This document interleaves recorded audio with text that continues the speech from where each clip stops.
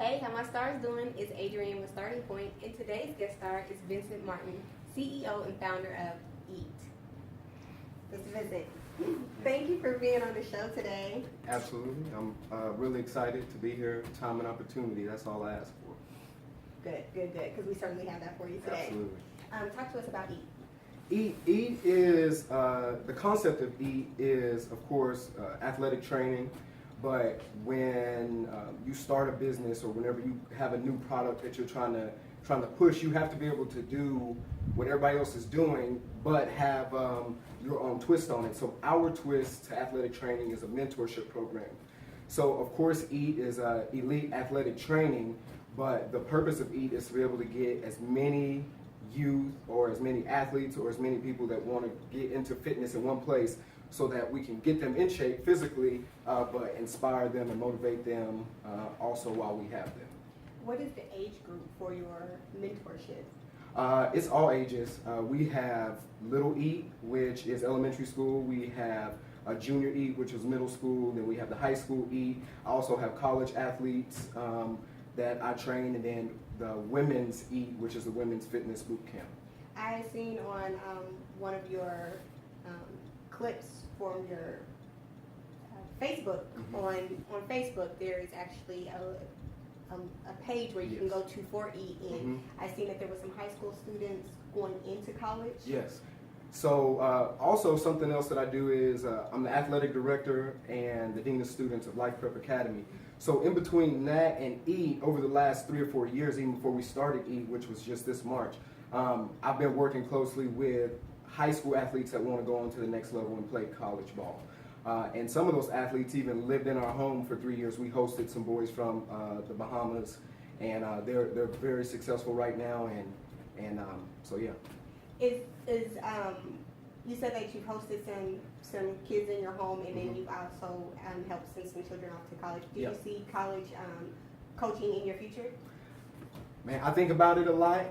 It just depends. We have a lot going on. Me and my wife, we have a lot of ideas, and every morning we wake up and we just want to, take a calculated risk. So who's to say what could be in the near future? But I love coaching. I love football. It was my way out, and I feel like I'll always be attached to football some way, somehow. When you say your way out, what do you mean by that? My whole upbringing, my whole situation.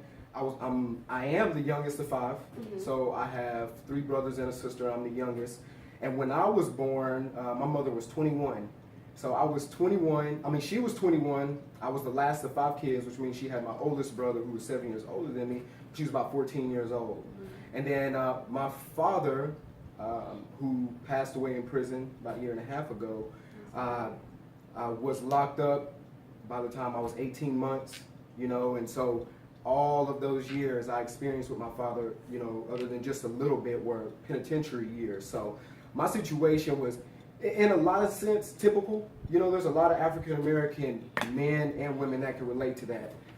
So to say that I had a unique story that just separates me, there's a lot of people that were in my exact same situation, but that was mine. So when I say my way out, that was what broke me from that mold of continuing that cycle.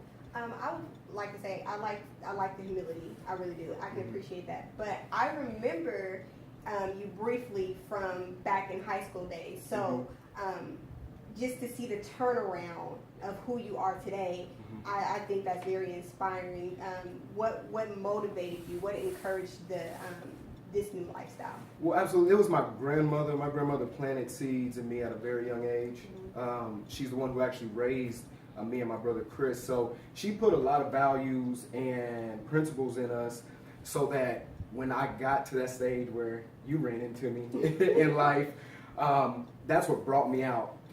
A lot of people that know me, a lot of people that just meet me, they can never imagine what I was like back then. Right. But the ones like you who do know me, and they see me where I am now, and they say things like how you said before the interview, man, this is genuinely you. Yes. Then I don't know where I was going with that, but it shows that there can be change. Yes, and that's one of the main reasons why I definitely wanted you on the show, because I feel like with just so many people wanting to make a positive change in their life, and this to actually to witness it for myself, like, you know, because I did not know you like that, but I mean, I had an idea, and then just seeing you again, I'm just like, wow, it's not even the same person. I mean, you don't speak the same, and so it's just like it's an encouragement to me because I still have a ways to go before I. Yeah.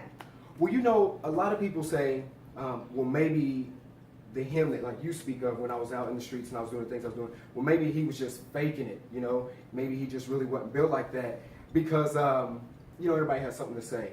But when I was out there, I was genuinely out there. And now that I'm here, I'm genuinely here. And you also asked what motivated me. That was the question. And I just went off on a tangent. What motivated me was first, my first daughter, my oldest daughter, Kylie. She's 8 years old now. When she came into the world, I had a decision to make. I knew what it was like to grow up without a father and so forth. So my first decision, my first motivation was her. And this just goes to show you how maturity and the mind works. Because at that time I was 20 years old, and I knew I had to be a provider. I wasn't going to run away from that. But instead, because I didn't have a good mentor, because I didn't have somebody to lead me in those areas, me being a provider was like any means necessary. So the first thing I did when I found out I was having a daughter was, I was working at Champs. I was assistant manager selling shoes. I was like, this ain't enough money. So I was like, I'm just going to sell enough drugs because I knew that. And this goes back, and I'm just going to rant for a minute. This goes back to time when people question how genuine I was when I was out there, how authentic I was when I was out there. I grew up in so many different places. I can relate to almost any type of people, whether it is the white rich kid, because I grew up around those kids, whether it's the welfare kid, because I was that kid, whether it's the Pentecostal kid, because I was that kid. So I had a little bit of knowledge everywhere, and I knew if I needed fast money, then I genuinely knew how to sell dope because it's what I came up around. So I called a certain person and they gave me something, and I had a little connect here, and they took me down to Broadway. And I'm new to Wichita, so I didn't know anything about anything. I'm just thinking, in my mindset, I'm a provider. I'm just going to sell enough dope so that I can provide for my daughter so she can have diapers and formula and everything, because that was my way of thinking. But then once I got into it, it's, fast life. It's fast. And when money comes that fast and you're 20, 21 years old, I left college early, and I was on a successful path in college on the field and off the field. But I left it all early, and so I was really just out here on nothing, which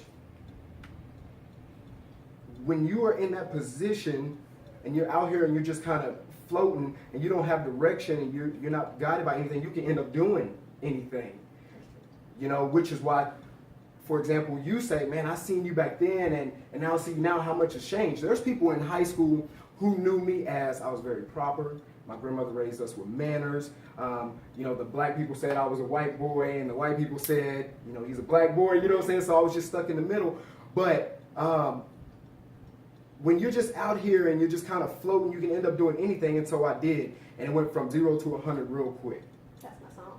Yeah. It went 0 to 100 real quick. And I'm going to wrap all that up because I know that was a lot. The moral of that is have a foundation, whatever you're doing in life. Have a foundation, because if you don't have a foundation and you don't have rules, you don't have regulations, you don't have morals, you don't have good backing, the things that your mind and your body and your will tell you to do will put you in some of the darkest places. So what is your foundation? Man, my foundation is God, my family, and my legacy. God, because without him, none of this would be possible. A lot of people argue a lot of things about if he's real, does he really work the way that he says he works, on those other things. And, you can argue religion, you can argue books. I stand on proof. And God has proven himself to me. So that's definitely my foundation.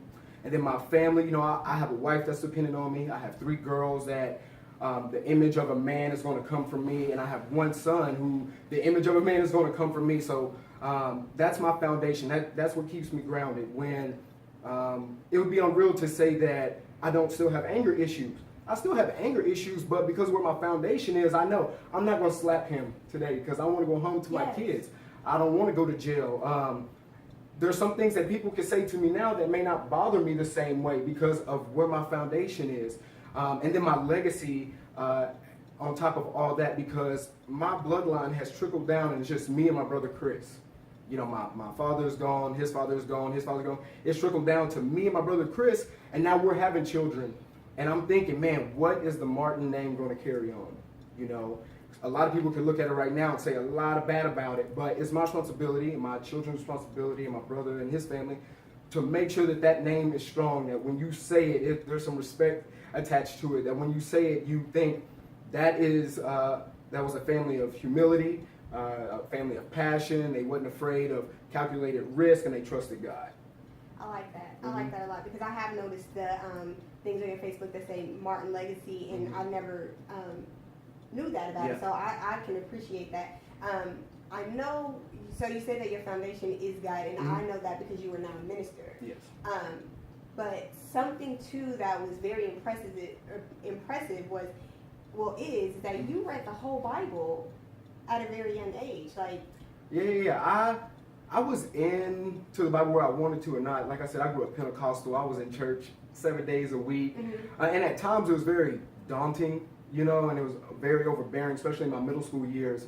But once again, what was put on the inside of me, you know, it stuck with me. right. And then I also make this point about me and the Bible and God's inspired word is the one thing about the Bible, it can be used in every situation of life. You know, there's a story, there's a metaphor, there's meaning to everything in the Word of God, that when it's applied to life and with the principles of the Word, you will see what God says will happen in the end. For example, if you have faith, you know, just enough to believe, a mustard seed, then that is the first step to being successful. Because if you can't believe in yourself first, then who else is? If you can't believe in yourself first, then you won't even take that first step. So my knowledge of the Bible is very important to me, and it guides me. What made you want to read the whole Bible? I'm a skeptic. You know, I'm a skeptic, and I don't believe in just taking anything at ground level. If somebody just tells me that that's what it is, I'm going to go and find out that way. One thing I learned, everybody, just the people in this room, we can look at one thing and see 3 totally different things. We can understand 3 totally different things about it. So I don't get caught up on what's concrete, you know, what can be proven and so forth in some dialects. But I forgot where I was going with that again. But, you know, that I was a skeptic. That's what made me read it. I was a skeptic, and I wanted to know for myself what it meant. That's awesome. Because a lot of people are still like that and won't read the Bible. Yeah. So that's awesome right there. Yeah. And you touched on that you had anger issues. Yeah. So I know that a lot of people who do play football, usually that's a common thing. Yeah. So for you being now the coach, how does that work? I mentor my athletes how to channel everything. Okay. You know, you got to be able to channel things in life. The morning that you wake up and don't want to go to work, you know, you got to be able to channel whatever energy you have to going forward. So if they have anger, if they have resentment, whatever those things are, I'll let them know.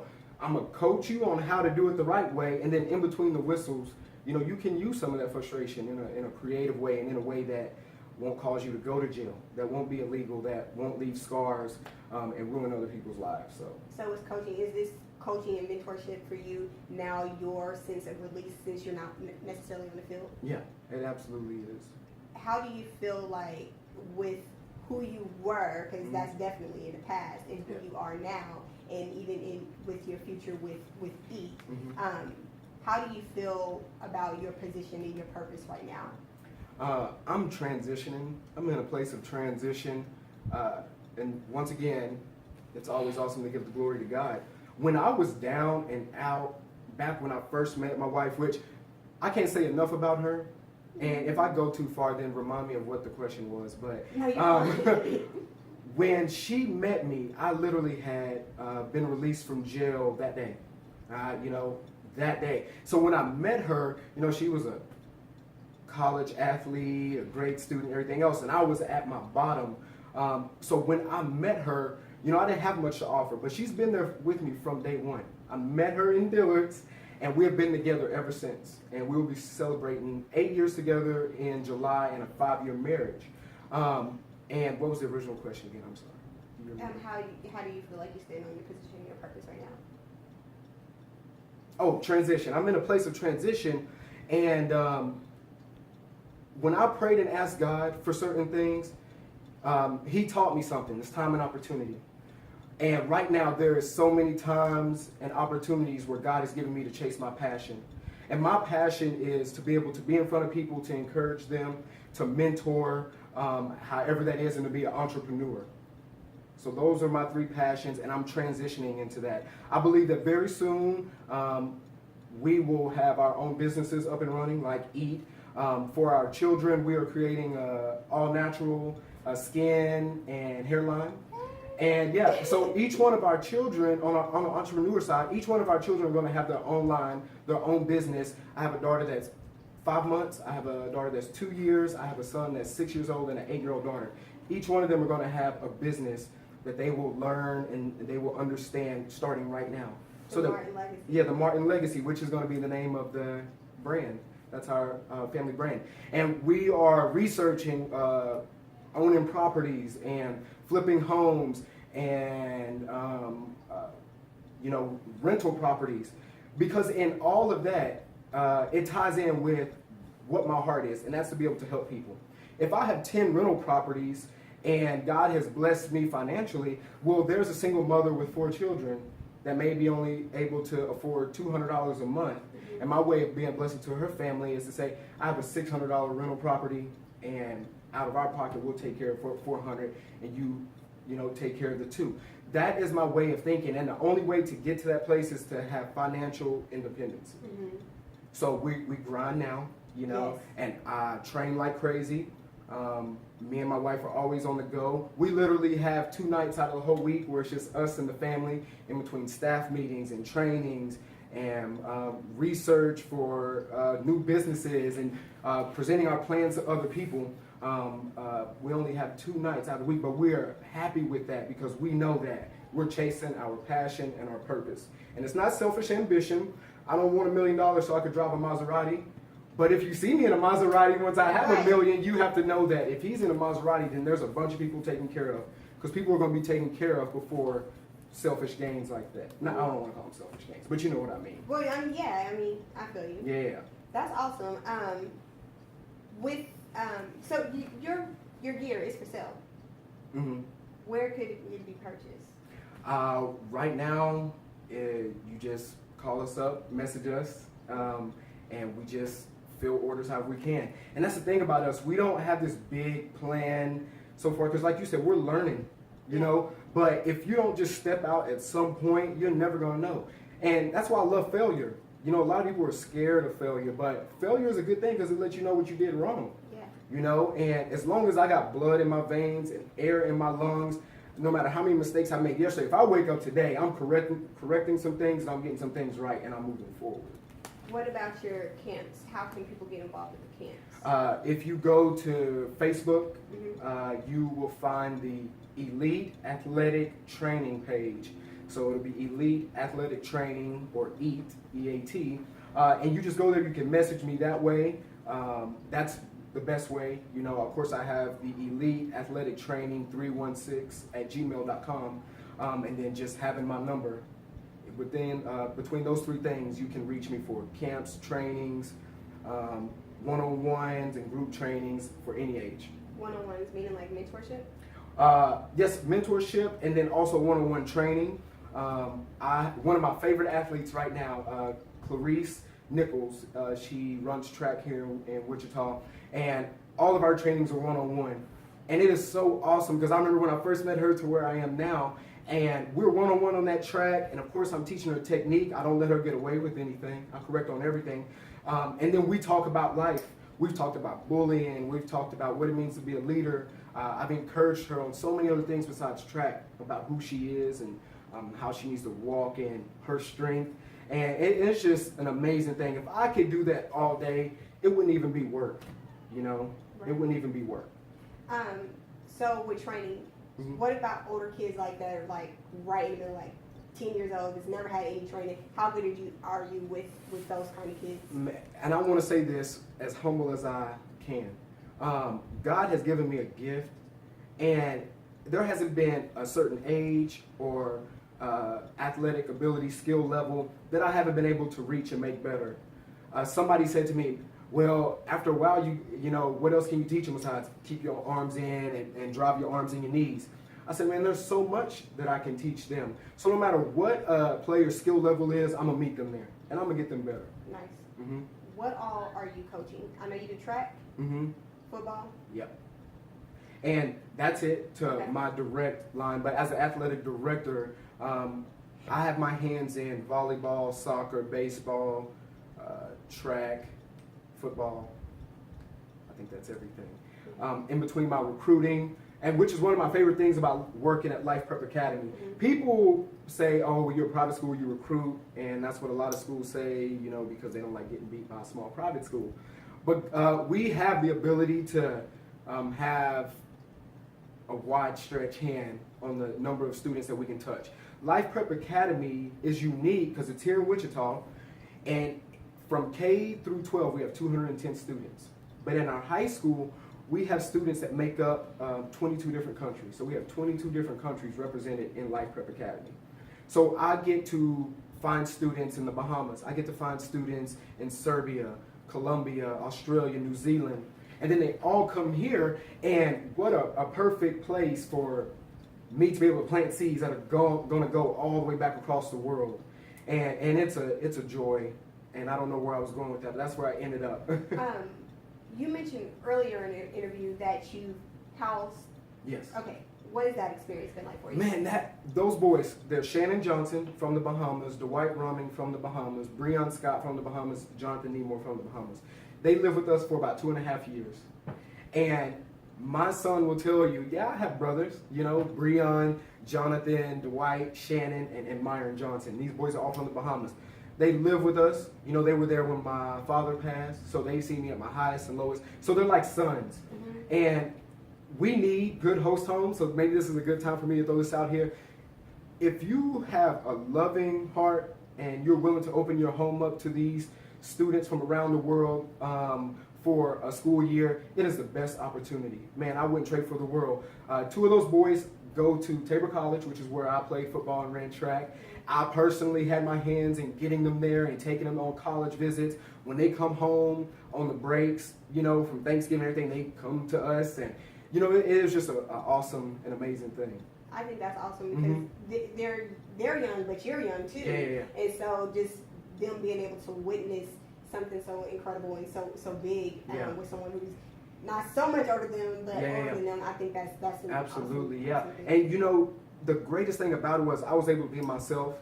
I don't talk about my titles very much because, you know, people get egotistical behind titles. Yes, they do. You know, so me being a pastor, yes, I'm an ordained pastor, but anybody who comes in contact with me, I am a person first. I'm flesh and I'm blood first. And that was the greatest thing about mentoring them. They didn't just see me when I showed up at youth group. They didn't just see me when I showed up at school. They saw me behind closed doors. When my father died, they saw how I handled that and how I took it. They see me make mistakes, you know, and when I made mistakes, there was times where I would have to bring them all in the room and say, hey, this was a mistake. Just because you saw me do this doesn't mean it's right. And that's why I try to surround myself with people that understand that, especially in this faith walk, you know, especially Christians. It's easy for a Christian to get on an island and say why everybody else that's not on that island is not either a Christian or a bad person or going to hell. And I'm the opposite. You know what I'm saying? If there's an island and there's a boat that's sinking with all the sinners, I'm going to jump off the island and go to the boat that's sinking. Because just like Jesus did, you know, he didn't hang with the people that were already healed. You know, he was with the broken people and the sick people. So I'm human was the point of that whole little rant. I'm human, and mentoring them and being real around them was probably the best mentoring tool ever. Nice. With you being on the show, who else would you like to see here in your seat? 2 guys that you know personally because they were the first people who took me in as friends when I came to Wichita, and that's Robert and Rodney Hunt. They were in the same situation as me, you know, went through the court system and everything else. Right now they're entrepreneurs in Dallas. Rodney has a successful tire shop that's doing great. Robert has a successful training business that's doing great, and he's in mentoring also. He's basically doing the same thing I'm doing. And then they just started Four Season Candles, which is something that we talked about when we was down there a week ago, and we're going to partner with them on that side of the business in making homemade candles, aromatherapy candles, and essential oil candles. So just a business venture, and we're all working together, but they need to be on the show. Nice. Thank you so much. Absolutely. Thank you. Absolutely. We know that there was something that was said today that you definitely could be encouraged or inspired by. There was a lot of information given here today. So if there's anything that you need, Mr. Vincent's information will be at the bottom of the screen. We'd like to thank you for tuning in to Starting Point today, and we'll look to see you next time.